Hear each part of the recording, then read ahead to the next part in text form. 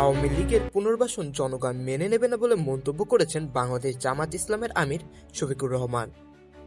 আজ শুক্রবার সকালে নিজের ভেরিফাইড ফেসবুকে দেওয়া এক পোস্টে জামাতের আমির একথা বলেন। একই সঙ্গে বর্তমান পরিস্থিতিতে সর্বস্তরের জনগণকে সংযত, সতর্ক ও ঐক্যবদ্ধ থেকে দলমতের ঊর্ধ্বে উঠে দেশের বৃহত্তর স্বার্থে দায়িত্বশীল ভূমিকা পালন করার আহ্বান জানিয়েছেন শফিকুর রহমান। দেশবাসীর উদ্দেশ্যে জামাতের আমির তার ফেসবুক পোস্টে লিখেছেন, বাংলাদেশ ইতিহাসের একটি গুরুত্বপূর্ণ বাঁক অতিক্রম করছে। দীর্ঘ ফ্যাসিবাদের শাসনের পর ২০২৪ সালের ৩৬শে জুলাই একটি নতুন বাংলাদেশ মহান আল্লাহর মেহেরবানিতে উপহার হিসেবে পেয়েছে জাতি। এখন দেশকে অস্থিতিশীল করার জন্য পতিত ফ্যাসিবাদরা দেশের ভেতরে বাইরে নানান ষড়যন্ত্রে লিপ্ত বলে মন্তব্য করেন শফিকুর রহমান।